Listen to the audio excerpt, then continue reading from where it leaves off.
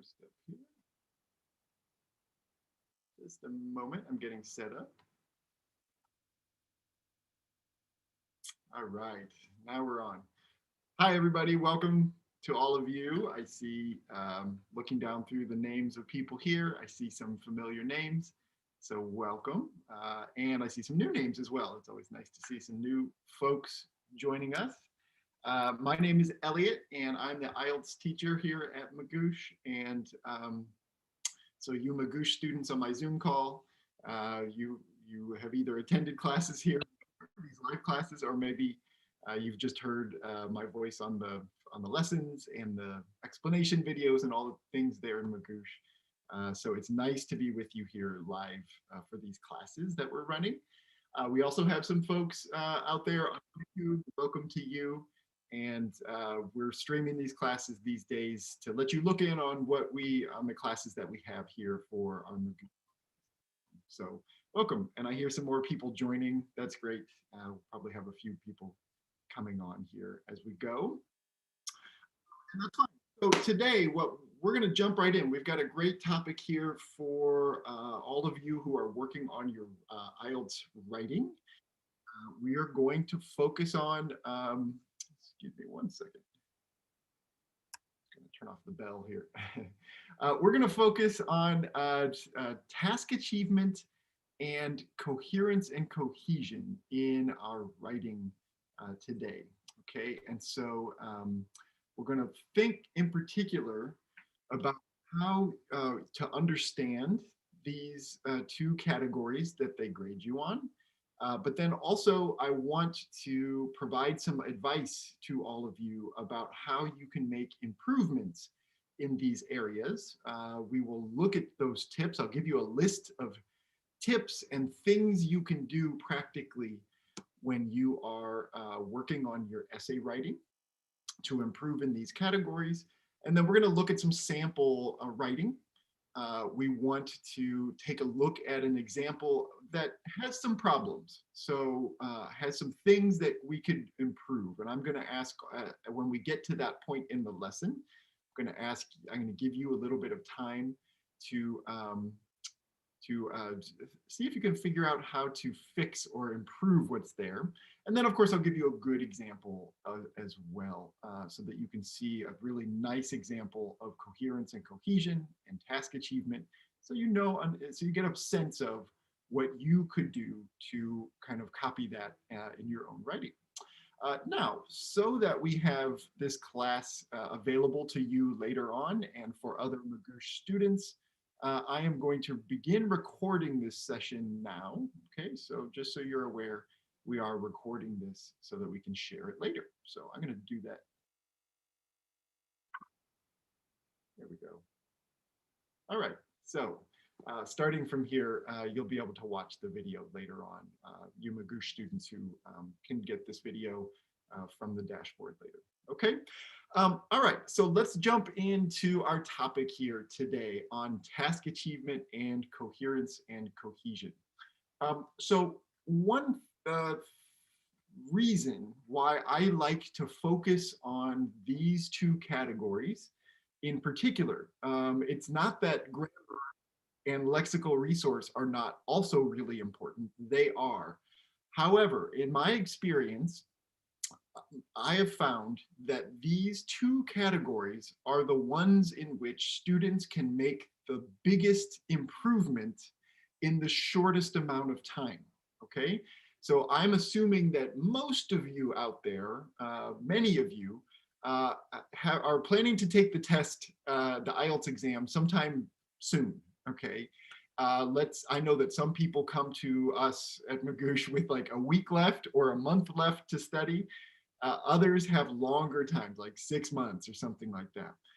If you have a shorter amount of time to study in particular, then you can make some real gains in your writing score by making the kinds of improvements we're going to talk about today with your task achievement and coherence and cohesion.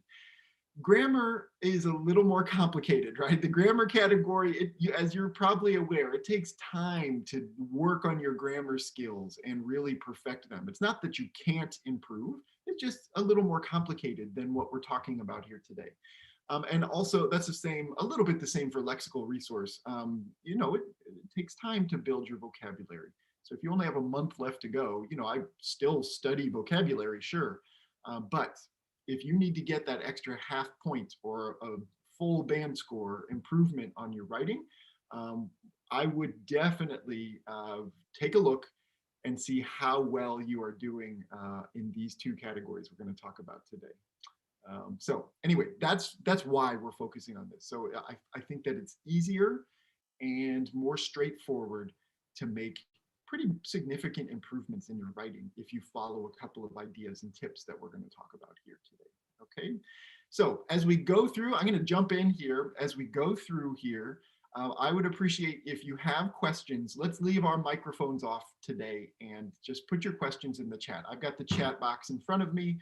I'll see them, and at the time when it's appropriate, I'll try to answer your questions as they come in. Okay, but let's leave our microphones off so that in these classes, and all of you out there on YouTube as well, feel free to put questions into the chat. I'm going to have to prioritize the questions on the Zoom call, but I often have time to look over there and see what you're doing as well. So don't hesitate. If you've got something, I'll try to get to your questions as well. Okay. All right, let's jump in. So first things first, just thinking about what we'll do here this hour. We're going to review what task achievement are and think a little bit about how these categories are scored. And then we're going to analyze some student essays, and we're going to look at some tips for improvement so that you have some very clear ideas about the things you could focus on in order to improve in these categories. Okay, so that's basically what we're going to get to here today. Now, I don't want to assume that everybody is necessarily familiar with what I'm talking about here with the IELTS rubric. We're talking about task achievement and coherence and cohesion.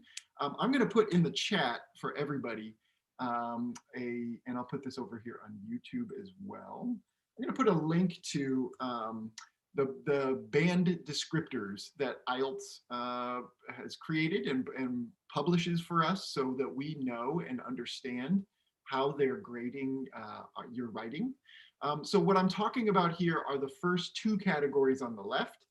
And what I want to think about here as kind of the structure for the comments that I'm going to make is, well, what is the difference in those two categories that you see on the left, okay, task achievement and coherence and cohesion, between high band scores, like essays that score in the 8 to 9 range, versus lower scores, essays that are coming in at the 6 or the 5, 6, or even 7 range. You know, they're going to have weaknesses in these areas. So what in general are those areas of strength and weakness between the two levels of scoring? Can we understand what those are and then look at some practical examples of writing that demonstrates those high and low qualities in the band score, in the rubric that we're looking at. Okay, so that's how we're going to go about this. But I want you to have those band descriptors there. If you haven't seen those before, definitely study them. You need to understand what IELTS is talking about when they're grading your essays in those 4 categories. It's really important knowledge to have there. Okay, so you've got those band scores. You can just keep that link open if you want to, that you might refer to that later on. You may have questions about that later on that we could talk about, and that would be perfectly fine. Good, so let's go through. We're going to start with coherence and cohesion. And the reason I want to start with that is I think it's a little more complicated than task achievement. So let's start there. Let's get the heavy stuff out of the way first, and then we'll get to the lighter stuff with task achievement later on in the lesson. Okay. So when we're thinking about scoring and getting high versus low scores in coherence and cohesion, there are a few categories we have to keep, a few sort of things that dividing lines that we have to keep in mind between the high and the low scoring essays in this category. And the first dividing line is how well Do you organize your ideas into paragraphs? Say, so if you look on the band score descriptors that I put out a moment ago, they mention paragraphing as a skill. Well, what are we talking about here? In low scoring responses, okay, there are significant problems organizing ideas into paragraphs logically, okay, or the writer had trouble expressing those ideas clearly. High scoring responses have ideas that are clearly organized into paragraphs, each with a clear point and a logical connection to the rest of the essay. Okay, so what are we talking about here with paragraphing? Paragraphing in IELTS writing is about, we're focusing on really two main things. One is that you are able to stick to one idea in each paragraph, one major idea. We call that a controlling idea. So you're not introducing a lot of different topics that don't relate to each other in a good paragraph. A paragraph should be centered around one main controlling idea. And so they're looking for that. Okay, so on your task 2 essays, we're going to look at this later. Maybe we're writing about advantages and disadvantages to some phenomenon of some kind. So you could have a paragraph that includes maybe 2 or 3 advantages. And the controlling idea for that paragraph would be advantages of X, whatever you're writing about. And the controlling idea of the next paragraph would be disadvantages of X. Well, everything that you put in both of those paragraphs either needs to relate directly to an advantage of the thing you're talking about or a disadvantage in the second paragraph that you're talking about. Nothing else can be there. So we're looking for your ability to write paragraphs that are about one main idea. If you're finding that your paragraphs start going off in different directions, or it's unclear whether or not an idea fits neatly within the paragraph that you're writing, that's going to be a problem. Okay. The second thing they're looking for with paragraphing is not only that the ideas are connected to one controlling idea, but that you are able to explain your ideas with depth and detail. So thinking about examples and thinking about details you can add to support the main points you're making in both of those paragraphs. A good paragraph contains one controlling idea and an in-depth discussion of the idea that you're writing about. Those two things need to be there if you're going to score well in coherence and cohesion. Okay, so we'll look at that more in I just want to go over the theory here, and then we'll get into the detailed practice in just a moment. Okay, second, are your ideas easy to follow? Do they flow logically from one to the next? A low scoring response in coherence and cohesion has gaps in logic. Okay, so in other words, ideas may not be connected in a way that makes sense or in a way that's clear. Okay, so this is really common in student writing that I see here at Magoosh and other students that I've worked with. It's common, and it's not just for people whose first language is English. English-speaking writers, as they're learning how to write well, they also struggle with it. It's just a writing skill that you probably have worked on in your own language as well. Being able to write in a way where all of the ideas support each other, that there are no gaps in logic where I'm reading and I say, well, I'm not sure what you mean by that, or I don't know how this example supports the main point that you just made in your paragraph. All of your sentences should flow together logically without a lot of gaps. And so high scoring responses use a variety of cohesive features. These are features that help communicate ideas clearly and logically without noticeable gaps. Okay, so these tend to be things that you might be familiar with, like transition words and phrases, or it could also be, where a skill we call referencing. And I talked about that in a different lesson that we had a little while ago. But referencing is where you do something like, the city of El Paso has built a bunch of new parks. Okay, there's sentence one. All right.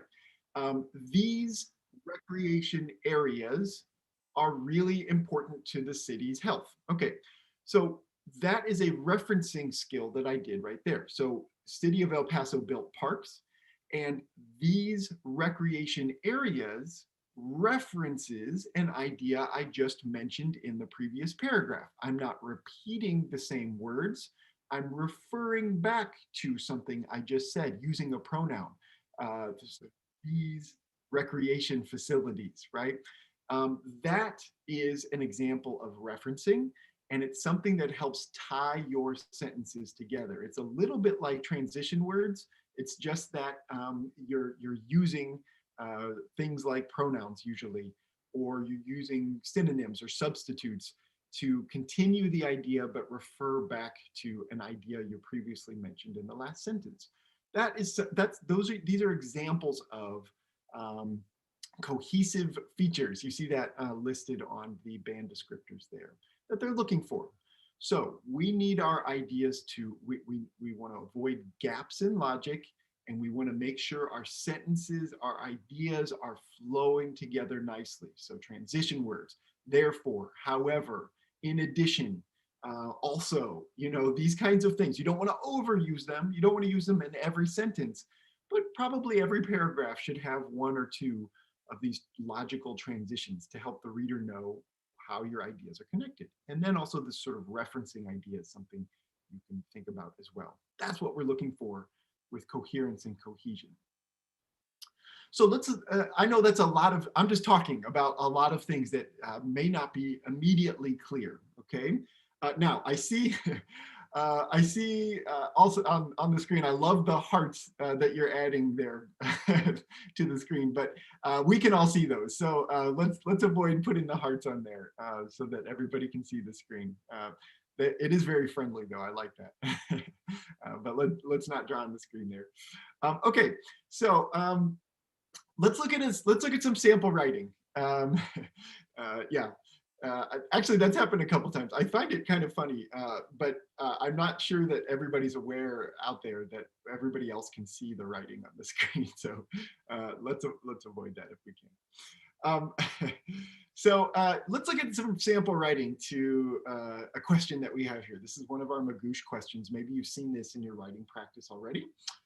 So I would like to first take a look at an example where a student has written a pretty good, pretty decent response here, but it's got some weaknesses, especially in coherence and cohesion. And I think I'm going to put this on the screen in just a second.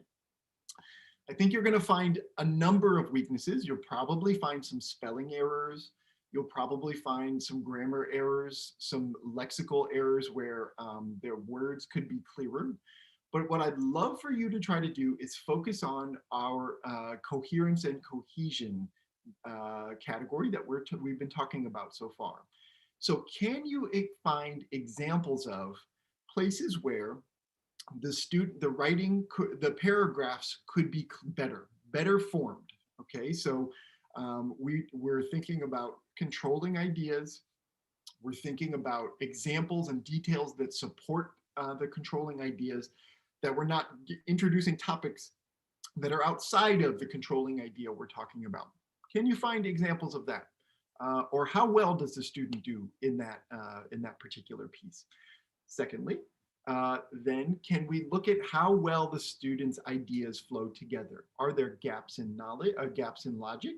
Are there gaps in information? And how well do the sentences flow together? That's what I'd love for you to take a look at. So I'm going to put this on the screen. It's a lot of words on the screen, so I hope you don't hurt your eyes looking at it a little bit. I apologize for that.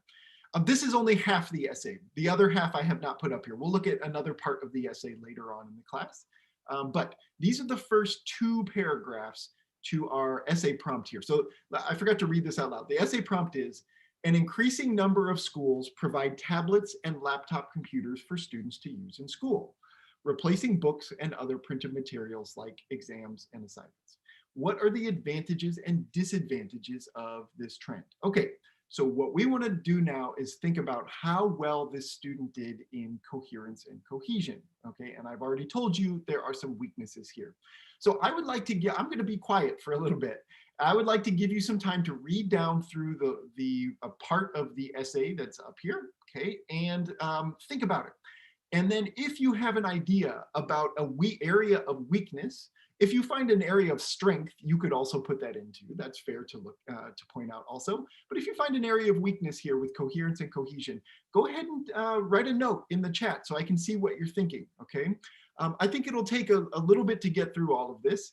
So I'm gonna give you, let's see, I'll set a timer here for 4 minutes, okay? I would like for you to read through, and then whatever ideas come to mind, you can put them in the chat. Good. And a question, Sadim, I see your question there. This student uses the word boon in the first sentence. This is a phrase that is actually a little bit uncommon, at least where I live. We don't, in the US, we don't use this phrase as much. I think it might be more common in other parts of the world in English. But a boon is a benefit, and a bane is a drawback. Okay, so this student is saying technology has some benefits, and it also has some drawbacks, some problems. So that's what the student's trying to say there. Okay, all right. So I'm going to set my timer here. 4 minutes of silence from me. Okay, and you can read through and put your ideas about coherence and cohesion issues in the chat after you've had a chance to read through. Okay. All right. I'm going to start the timer now, and go ahead.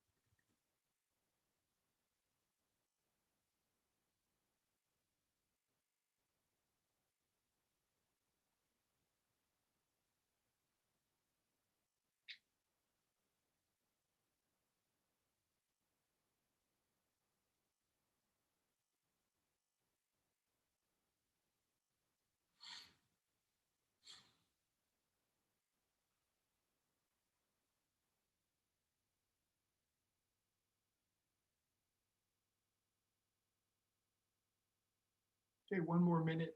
If you just joined, everybody's reading the words on the screen, thinking about what is good or bad about this essay or could use improvement with this essay related to coherence and cohesion. And then if you have ideas about that specific thing, go ahead and put them in the chat. And all of you out there on YouTube, you can put your ideas out there as well in the chat.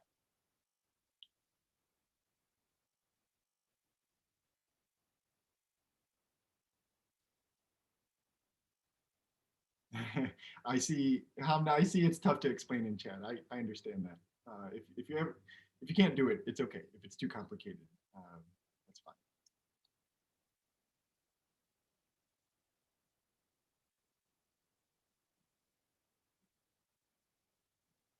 Okay. Couple more seconds.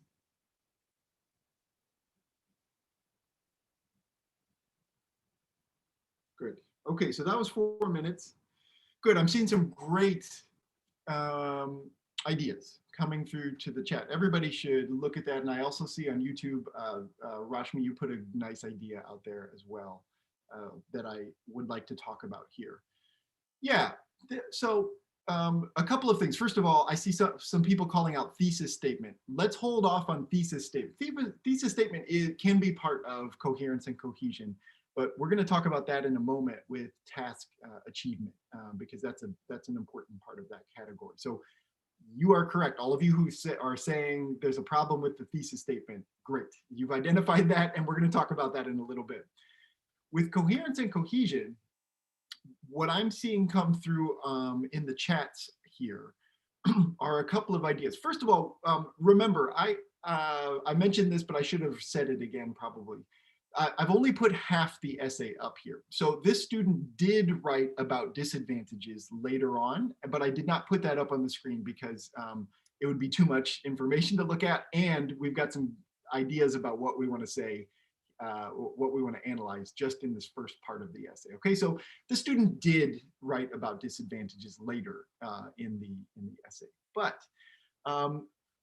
one of the things that this student, I think, did, if I were sitting with this student right now and coaching them, I would say, yes, you actually, I see in your body paragraphs that you are writing about positive things related to technology, advantages. So that is a good place to start, right? This student has at least identified, I need to write about advantages, but you all are doing a wonderful job identifying some of the weaknesses of these paragraphs. This student has problems paragraphing and also problems with the second issue we were talking about with connecting ideas. But let's start with the paragraphing one.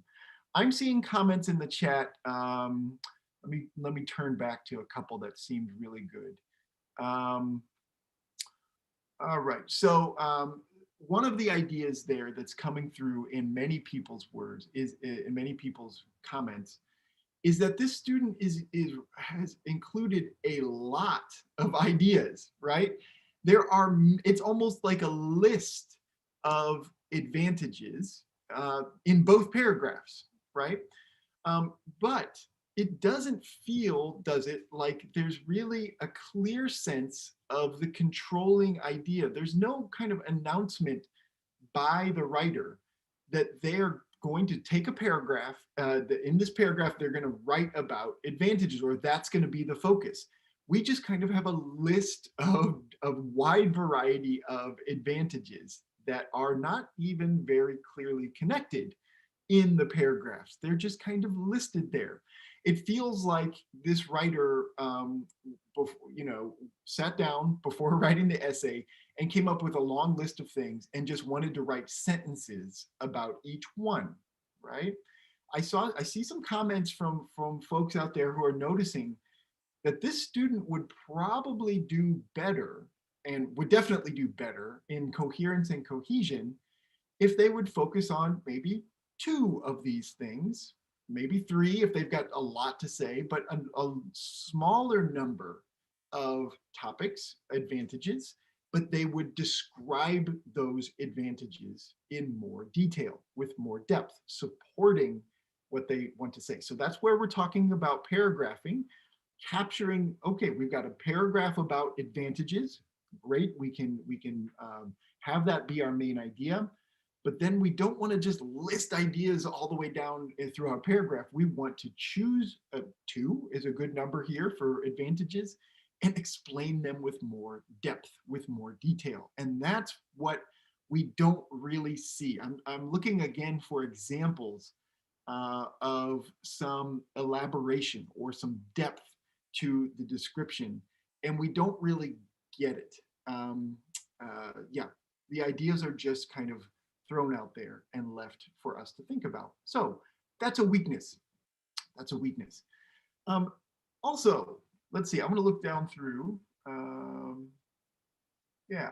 And that's what on YouTube, Rashmi, I see that was your comment too. The comment that came through for all of you here on Zoom, you can't see the comment is, I think there are too many advantages mentioned and they may be given fewer and elaborated on them and explain them better. That's a great summary of everything I just said there. That's a fantastic point. Yeah. But then the second part of coherence and cohesion that we talked about, the students' ideas don't connect very well together, do they? And we can see examples of that all over the place. You know, there are some examples. If we look down below, excuse me, the writer did a pretty good job way down in the second paragraph. Another important aspect of tablets, way down in the third paragraph there. That is an example of how this student is using a transition phrase there to move from one idea to the next. But do we see other examples of that? Do you see places where the student is using transitions or using referencing to connect ideas? We don't really see that very much, right? And yeah, and also, you know, the fact that there's no explanation to any of these ideas, that the writer doesn't elaborate what they mean, we as the readers have to jump to those conclusions ourselves. We have to fill in all the gaps. So that's why the student is not going to score very well in coherence and cohesion, because we don't know what it's the students, the writer's job to explain what they mean so that the reader can see clearly what the idea is. And this writer just doesn't do that, right? If we look at, let's just look at paragraph, the first body paragraph. The advantages of using tablets and laptops would definitely help reduce the physical effort to carry textbooks and notebooks to school every day. Oh, we've got a problem here already, because you know, it's that I'm unclear if is the whole paragraph going to be about carrying textbooks and notebooks to school every day. That's what this sentence suggests. You know, if the writer had done something really simple and easy, like starting with something like one advantage of using tablets and laptops would definitely be to reduce the physical effort to carry textbooks. If we started with one or an advantage, an important advantage, even just that little change would suggest that maybe later in the paragraph, the writer is going to include a second advantage, and that would be fine. But the way the writer says this sentence, it feels to me like, if I'm reading this, I'm expecting the rest of this paragraph to be about the physical effort it takes to carry books around, okay? But we know, we've read it, and that's not true, right? There are other ideas here. So already, the controlling idea situation is kind of off here. Okay, then content stored in electronic devices could carry not only first-class student records and notes, but perhaps the entire primary school's notes and syllabus. Okay, that's a decent explanation of what the first sentences was. But then we have a gap. Visualization of certain concepts like functioning of a human heart or even the scientific process of how photosynthesis works can be made interesting with the help of videos and interactive web pages. All of a sudden, we have a new idea. It's just thrown out for us to think about as a reader, and we have to think about, hey, how does this idea connect to the idea that was just mentioned above? It's not clear. So this is a weakness that we've all noticed, and you did a nice job noticing them. Yeah, I'm looking in the comments. He does not use any conjunctions that help in connecting ideas. True. Conjunctions and pronouns and those other things that we can use to connect ideas together are largely missing from this one. He did not, Aslam, you mentioned he did not link the first and second paragraphs. True. We've got two paragraphs on advantages, but there's no connection drawn between the two of them. Good point. Yeah. And then Raphael, you put in, he has good arguments though. Yes, I agree. These are good. You can't argue with, you can. But the arguments are pretty good. There are good ideas here. This isn't a terrible essay. It just needs to be improved in this particular category. So we need to coach this. We would coach this student to reduce the number of ideas that are there, explain ideas in more depth, and support the ideas with detail and examples and things like that. Yeah, I agree. It's a gray situation. Yeah, and this, I forget what the score estimate for this student was, but it's not super low. I think we're in this, around the 6 range as a band score for this essay. It's not like we're looking at something that really was extremely low. Okay, but let's see. Yeah, Aslam, you're predicting 6 or 6.5. Yeah, I think that's a good prediction. I'd have to look more closely at it to really dig in on that kind of thing. But I think I think that would be a good estimate here. Okay, let's now take a look at a better example. Okay, now we've got an introduction and there's one advantage paragraph in this one. Okay. And this one does better, much better, with coherence and cohesion, the things that we've been talking about so far. Okay, so let's take a shorter amount of time. I just want you to read this. We don't need to pick it apart, but because I think this one is more successful, a lot more successful. Okay, but if you do find some things that are issues, you can point them out. I don't know that this one is perfect. Okay, but it's a really better example of this. Okay, so I'm going to be quiet again. This one you should be able to read more quickly. I'll give you 3 minutes. You can read through, and then we'll just have a few comments here before we move on then to task achievement. Okay, good. Kamal, your question: should they be formal or informal on the academic IELTS? Both essays or both writing assignments should be formal language. If you're a general training student, task 1, you might have an informal. That's a different topic though. So there you can use less formal language. But otherwise, all writing exercises should be formal language for IELTS, except maybe task 1 letters. Okay, so that's answering your question. Okay, I'm going to be quiet. 3 minutes. Go ahead and read through, and then we'll talk about it just a little bit before we move on to task achievement. All right, go ahead.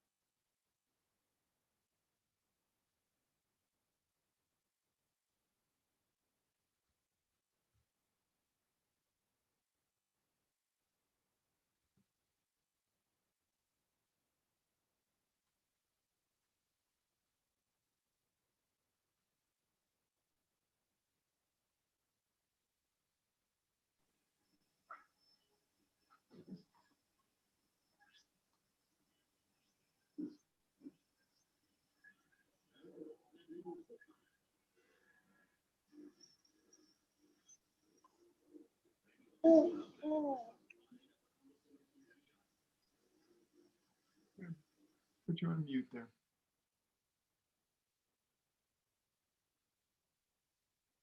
I'm seeing ideas come in the chat. Yeah, if there are things you like about this one, or critiques you have, you can put it in there.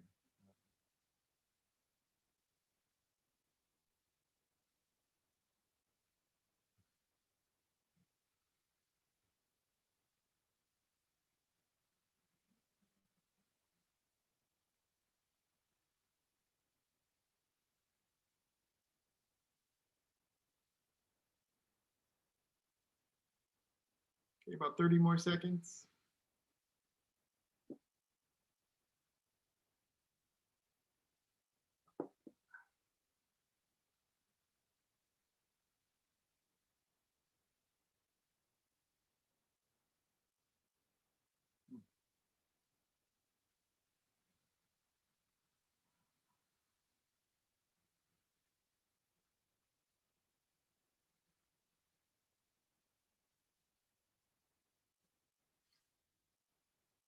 Okay, all right.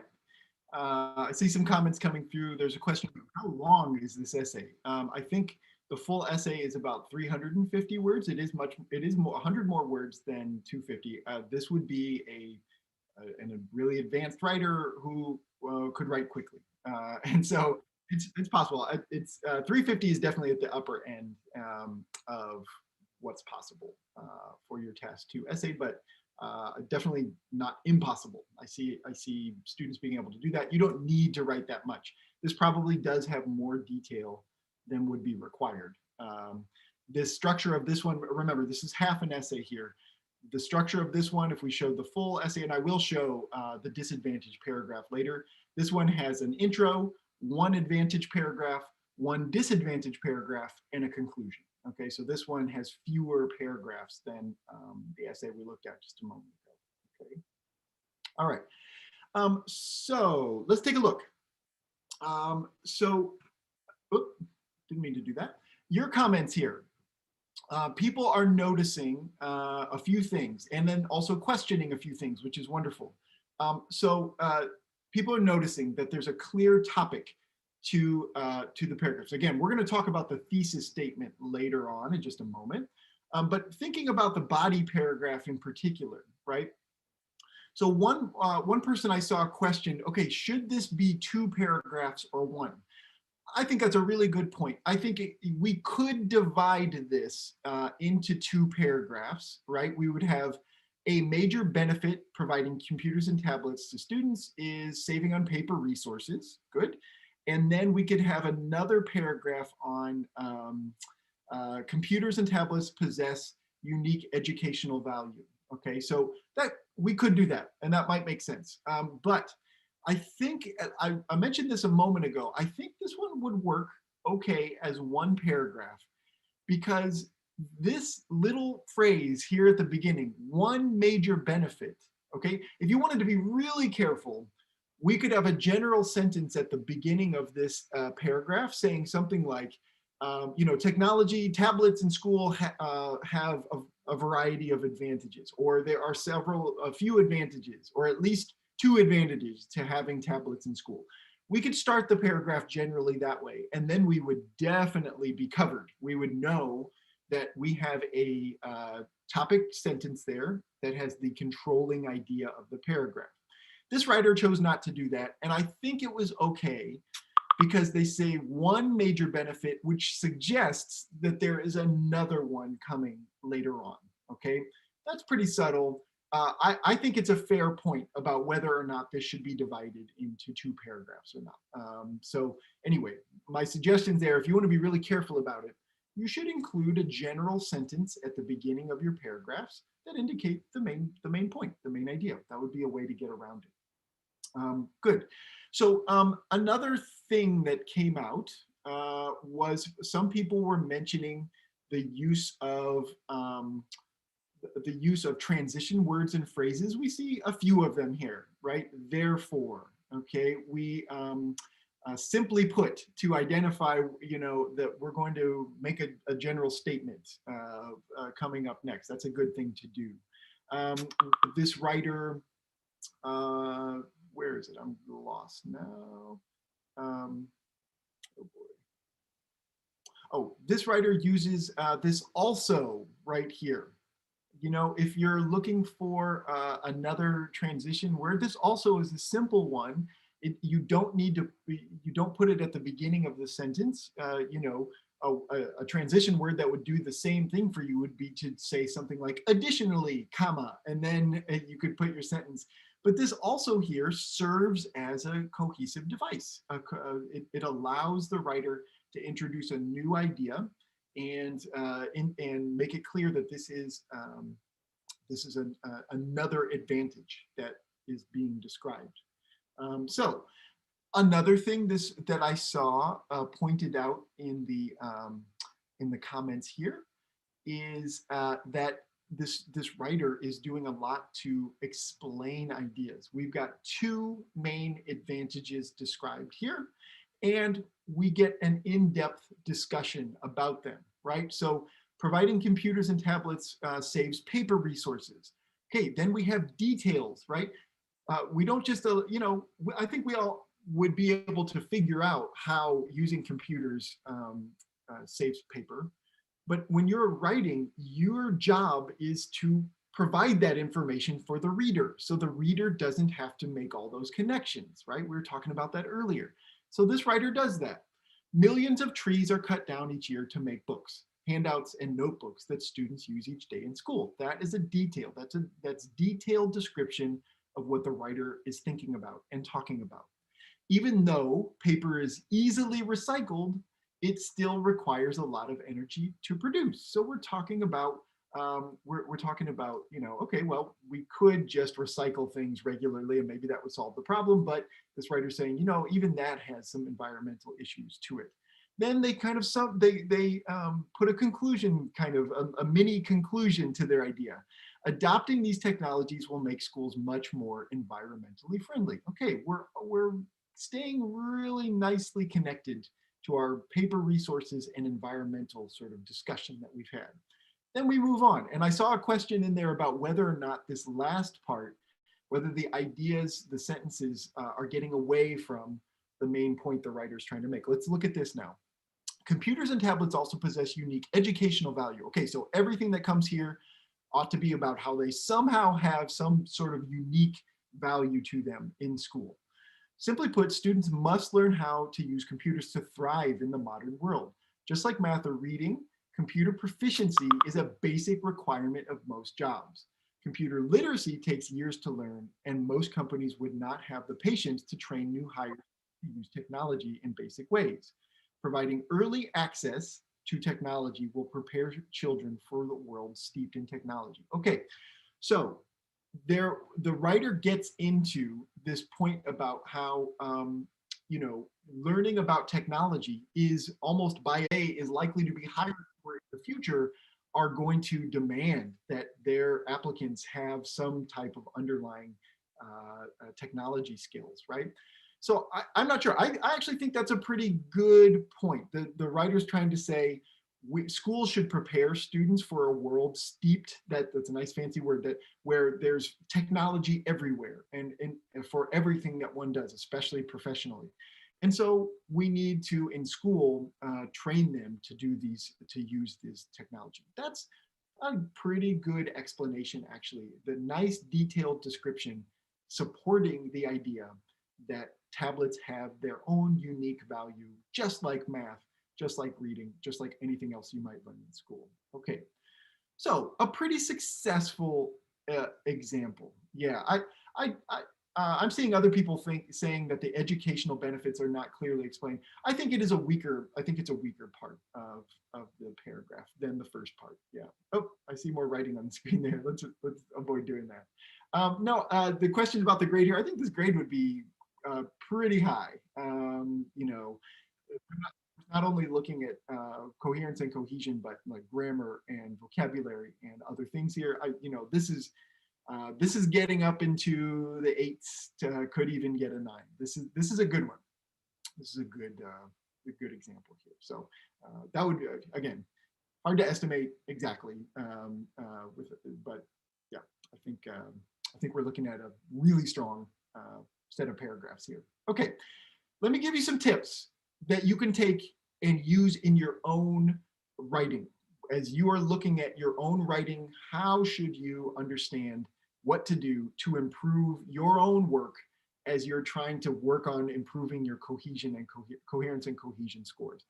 Here are some bullet point tips for you to think about. Questions to ask yourself as you are looking at your own writing and editing your own writing.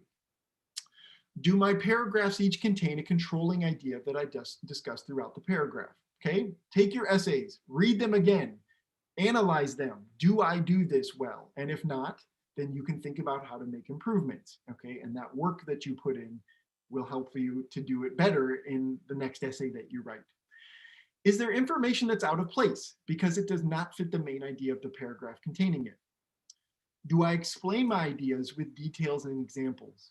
Are there places where I should break one paragraph into two or more paragraphs because I move from one idea, one main idea to another? Do my task two body paragraphs relate directly to my thesis statement? Do I use, but not overuse, transition words to connect ideas?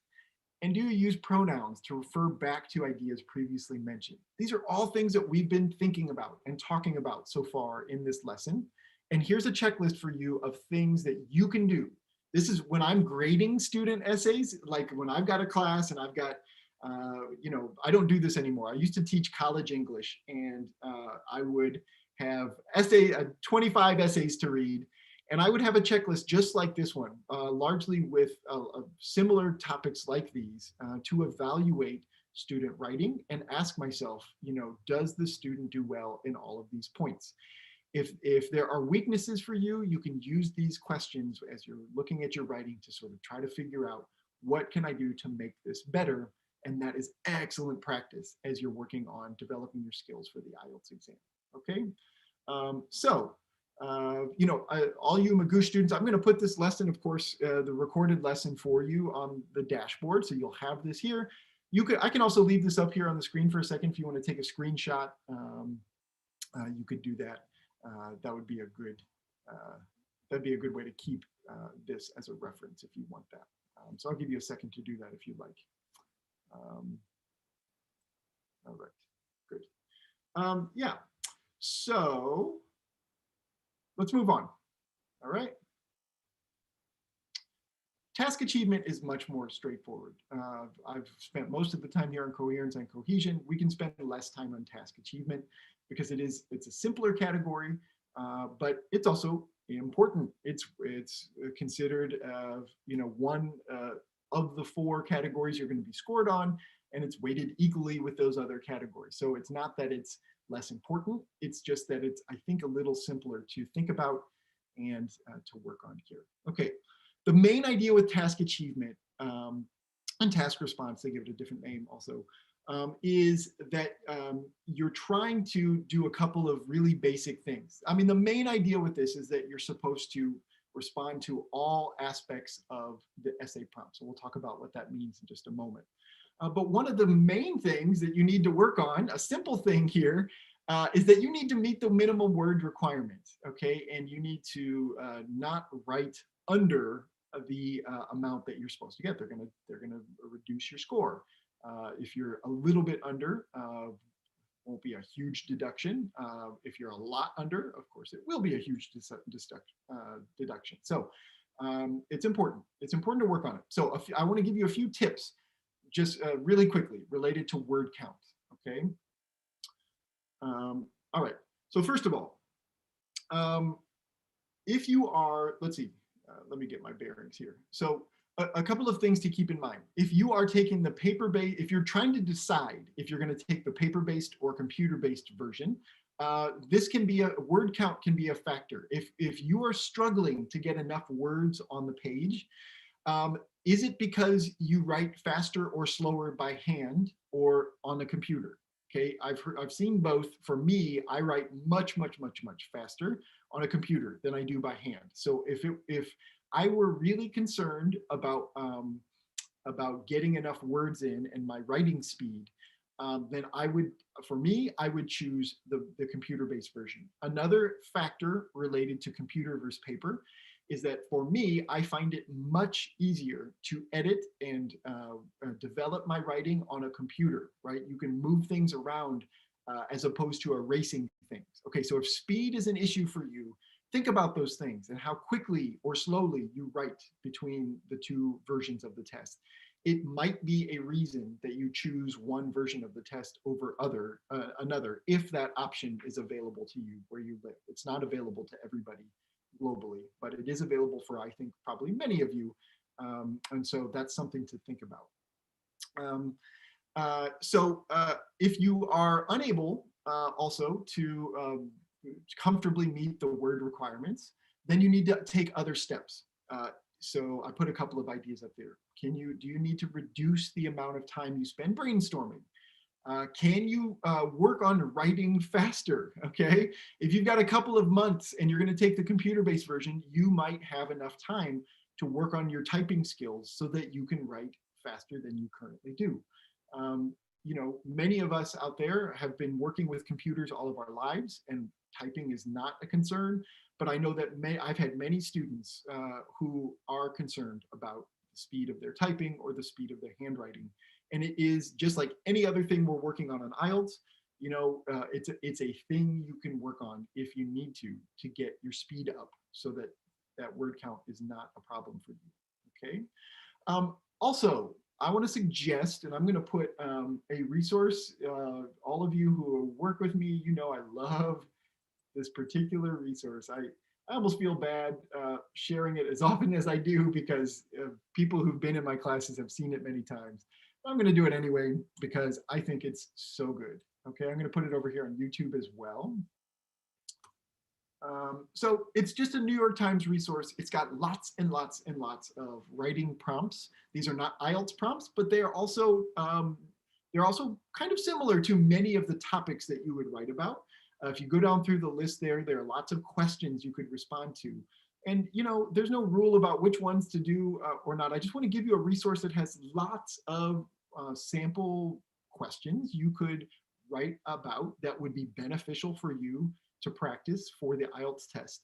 And what I specifically recommend, if speed in particular is an issue, but then also just as a really beneficial writing exercise, is to spend 10 to 15 minutes a day, or maybe 3 times a week, whatever works for your schedule, 10 to 15 minutes writing about one of these topics. And it's like a journal. And the more you do it, the better you get. The better you get at speed, but also at writing and generating ideas about questions that you haven't thought about necessarily before. That's often a challenge that students have, is like, I've got this weird question. I've never thought about the advantages of technology in school. Now I have to write an essay on it in 40 minutes. How do I do that? Well, that is another skill you can work on. And the way you work on it is by doing that kind of thing regularly. So if you're working by yourself, you don't have a teacher that you're working with regularly or a class you're attending to improve your writing. Oh, I see there's a problem with the link. I'm sorry about that.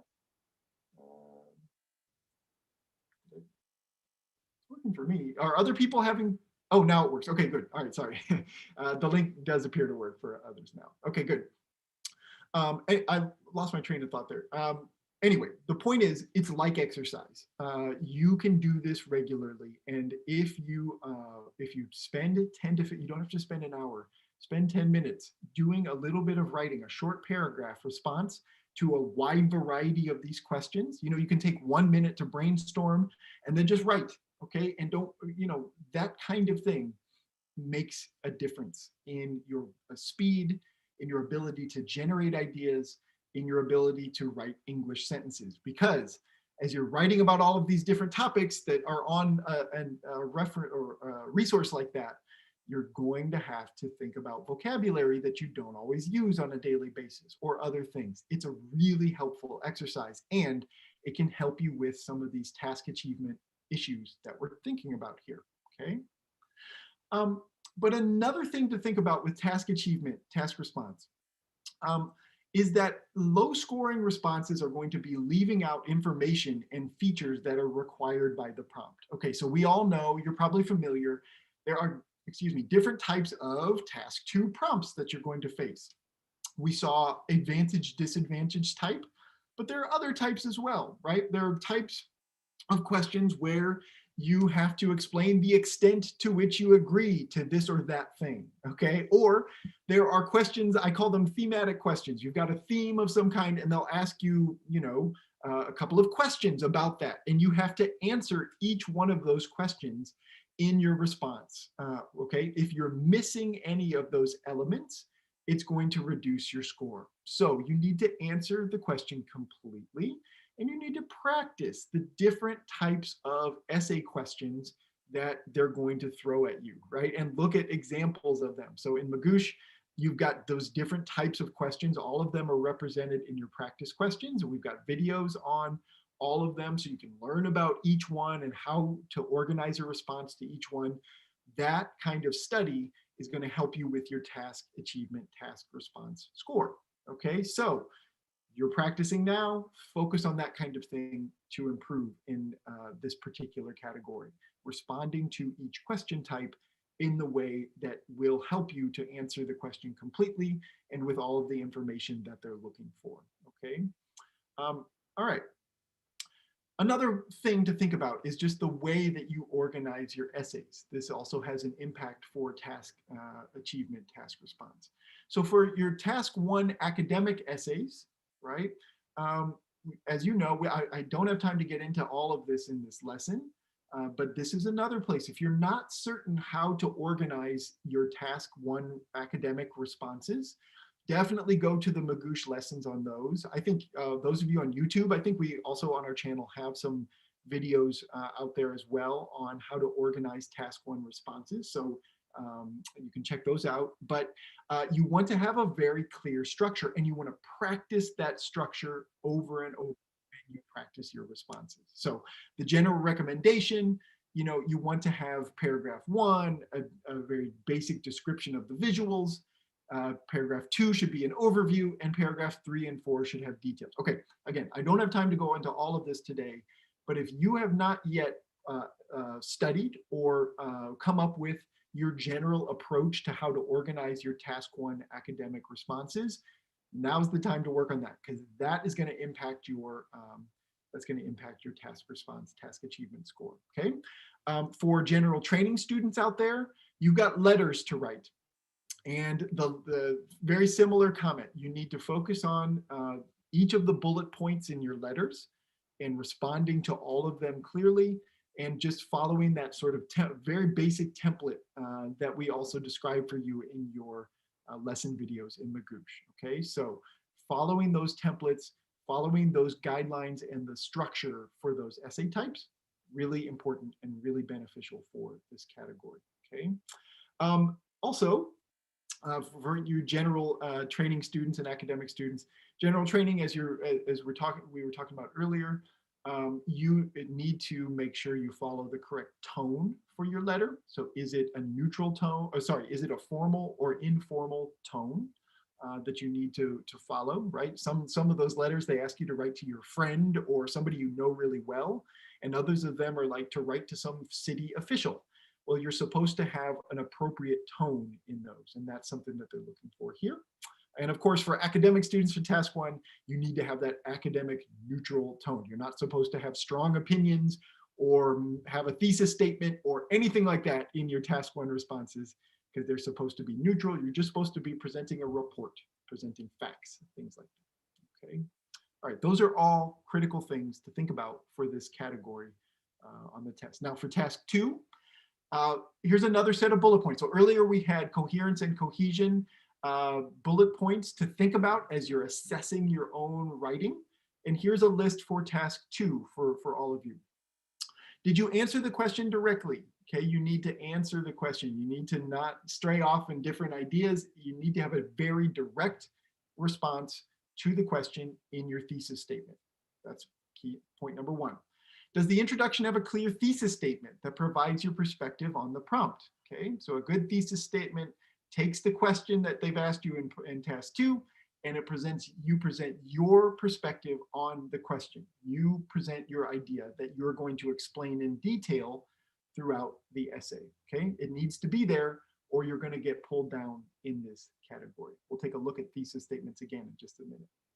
Does each body paragraph have a main idea that you explain with depth and details reasons? Okay, this is very similar to, okay, but you need to have a body paragraph for each of the main points that you want to make in your essay.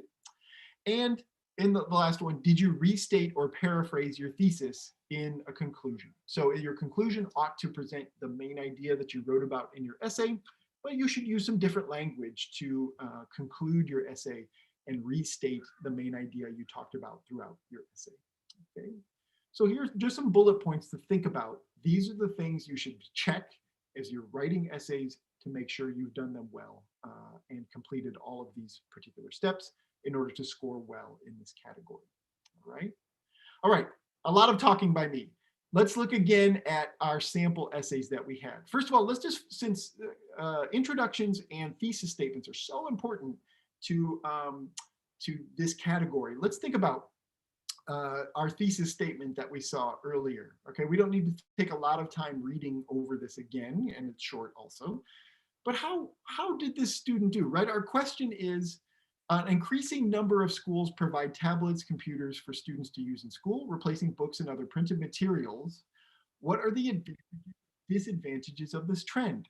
Okay, so we need a thesis statement to score well in this category that responds to this question directly and provides the author's perspective on the question. Do we have that in this example? I think I think we've identified this earlier, that it really doesn't. Read over it again. And what are the weaknesses here with this one? How could this writer improve the introduction and thesis statement so that we are making sure to meet the requirement for this category? Okay, take another look. I'll give you 30 seconds to read it again. And if you have ideas, you can put them in the chat too. That would be great.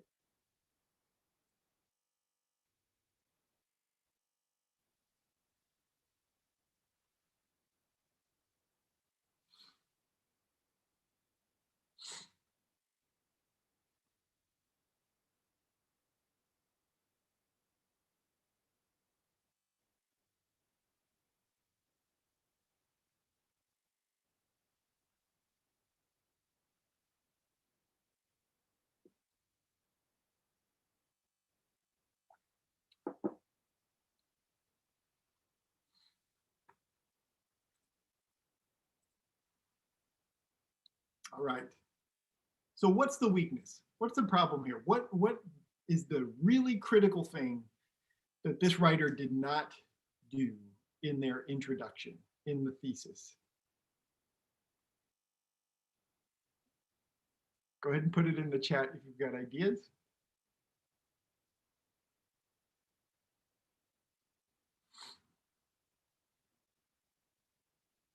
I'll wait for just a little bit.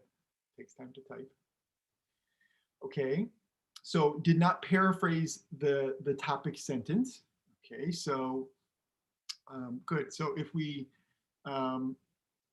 trying to do some paraphrasing here, yeah, there's not a lot of connection between the introduction and this sort of sentence here. We'd want to do a little more paraphrasing to introduce the topic of the essay. Okay, and Farinaz, I see your comment there. The thesis is not clear for both ideas, the advantage and disadvantage. Yes, yeah. If you only read this introduction, do you have any idea that this writer is about to describe advantages and disadvantages to the topic of this essay? We don't. We have no idea. We get a sense maybe that there are advantages this writer wants to talk about, but we don't know that this essay will be about advantages and disadvantages. Yeah, it's just not there.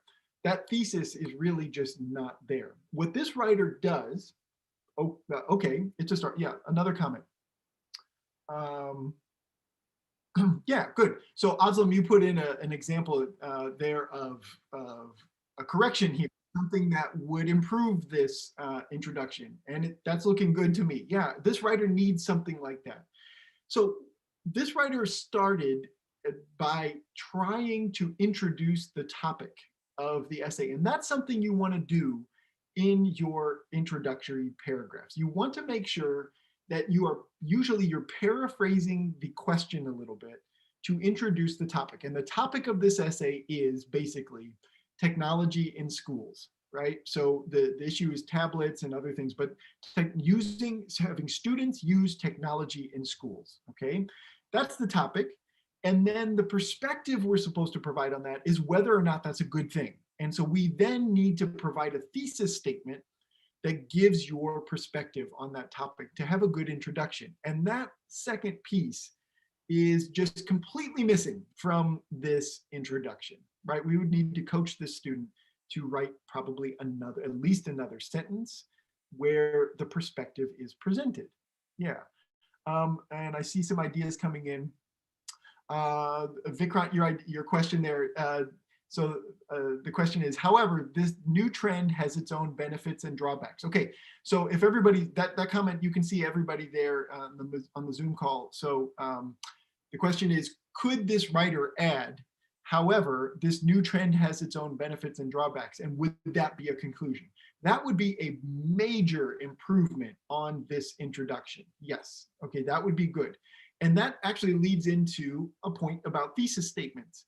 If you are struggling to come up with a really specific thesis statement, and we'll look at that in just a second, because our other essay we're focusing on today does have a specific thesis statement, then this kind of general thesis statement, of just mentioning benefits and drawbacks, do that in your writing. It's not gonna, you can do a little bit better by being more specific, but you need to have a thesis statement. And if that's what you can think about in the short amount of time that's given, do that and move on, because you are not really going to lose points by having a general thesis statement like that. So that's good.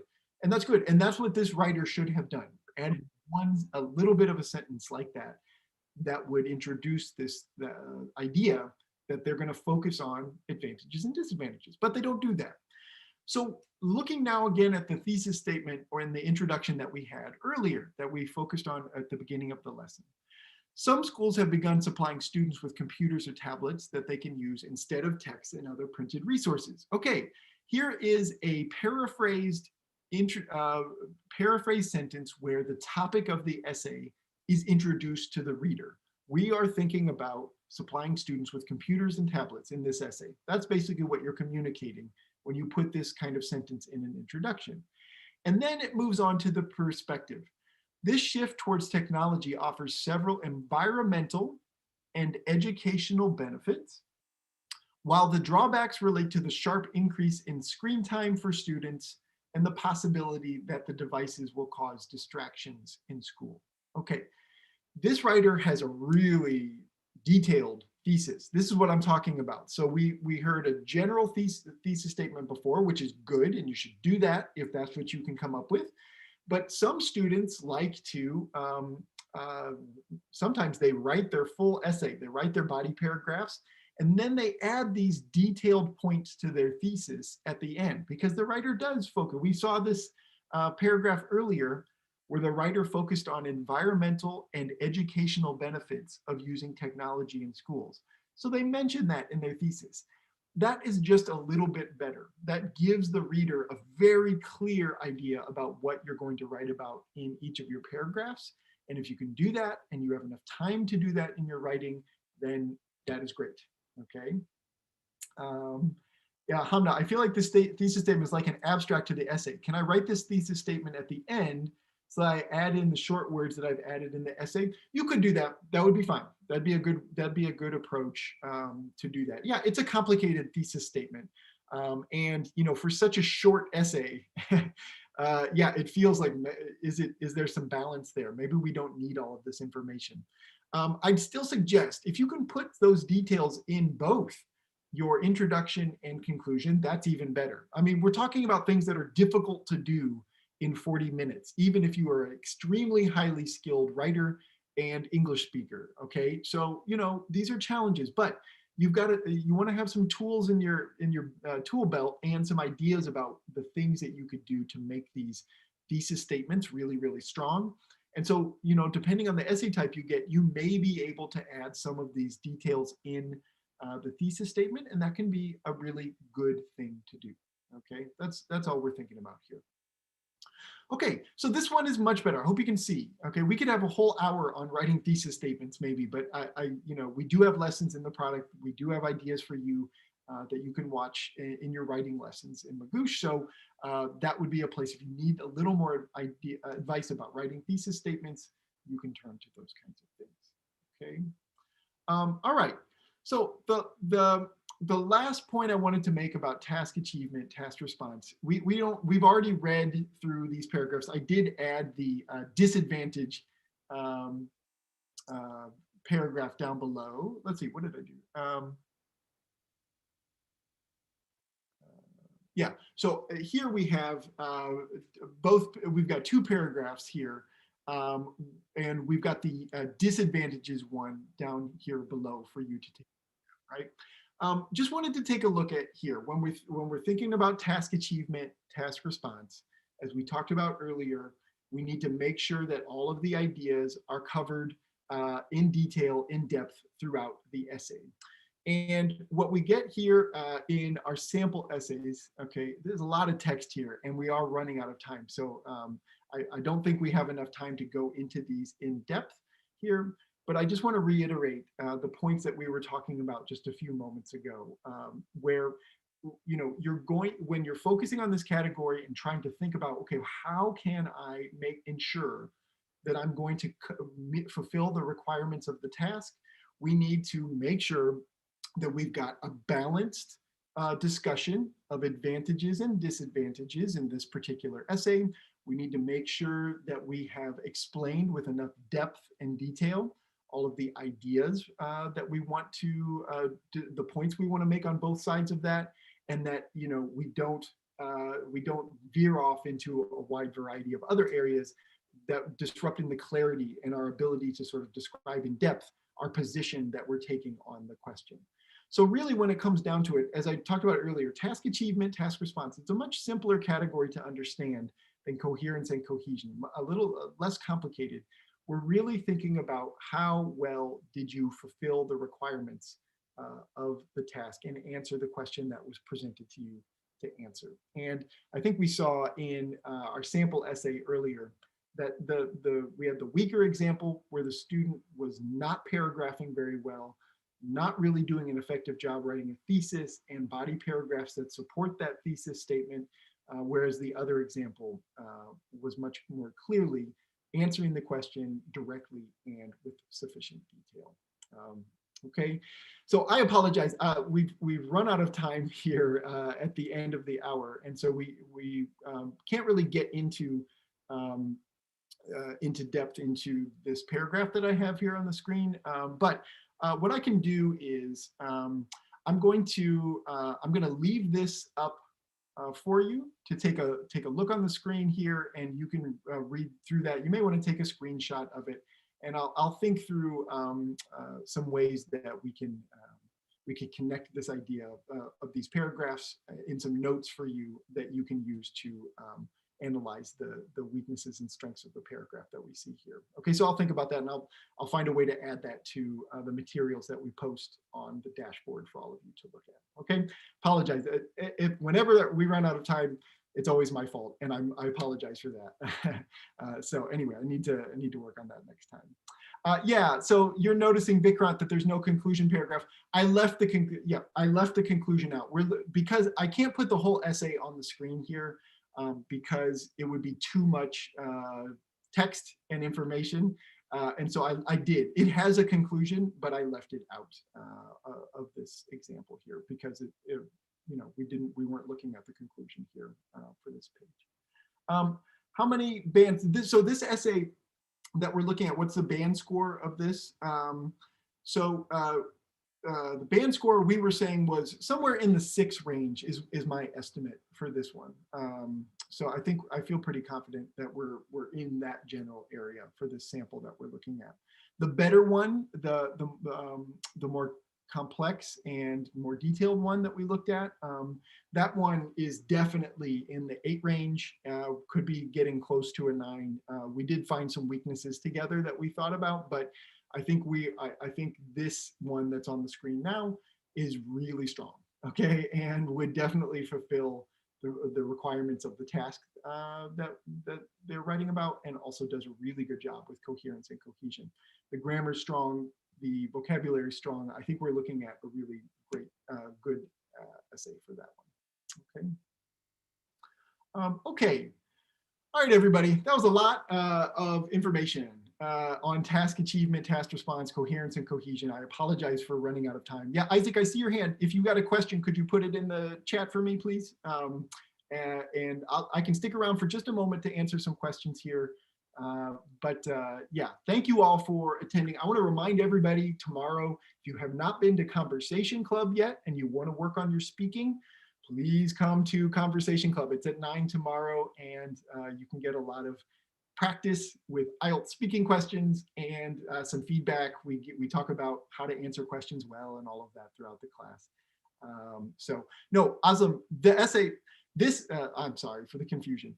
This first essay that there's a question about which one got 6 and 7. This weaker essay that we were looking at, the one that had problems, that's going to be around the 6 range, okay, somewhere around there, okay. The stronger one that I have on the screen now, this one is much better. This is in the 8 range, closer, could be 9. This one is really strong. So we're looking at those 2 essays, the weaker ones around a 6, the stronger ones around an 8 or a 9. Okay, all right, good, you got it. Good, Isaac, can you put your question in the chat? Yeah. Are the classes 1 month? Because in September I need to go. Okay.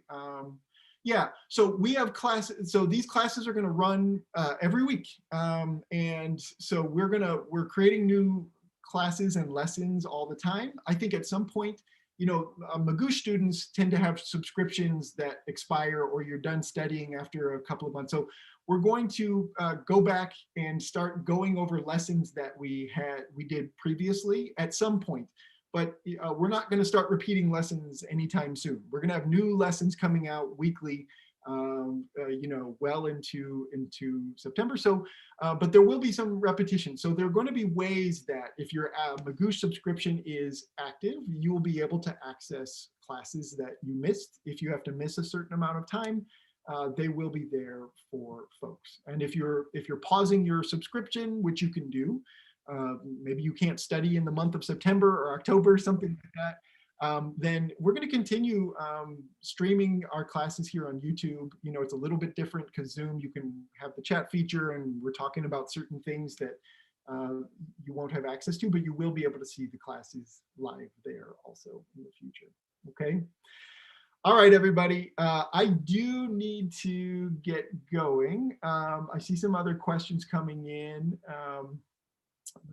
I write fast on paper. I choose paper-based exam. Can you please tell me how I can submit my writing task for practice? Okay, so so on Magoosh, we have if you're going to submit your answer, and especially if you submit it for grading, then that has to be done through by typing it. That we don't have a way to submit essays for grading by hand. But if you're practicing for the paper-based test, it can be a good idea to do a bunch of your practice exercises by hand. Okay, if you want to submit it for grading, you're going to have to type it. Okay, but if you are, if you're practicing for the paper test, get the question up on the screen, and you can practice writing by hand some of your questions there, and that will be really good practice for you. Also, all those practice sample ones, that New York Times resource I sent to you, I put in the chat earlier in the lesson.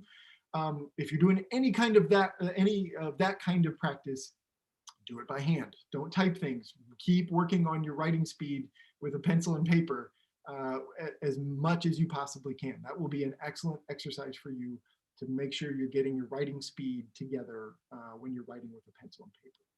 Okay. All right. Good. All right, everybody. I've got to get going. Yeah. Okay. Great to see all of you. Thank you for your participation and your questions.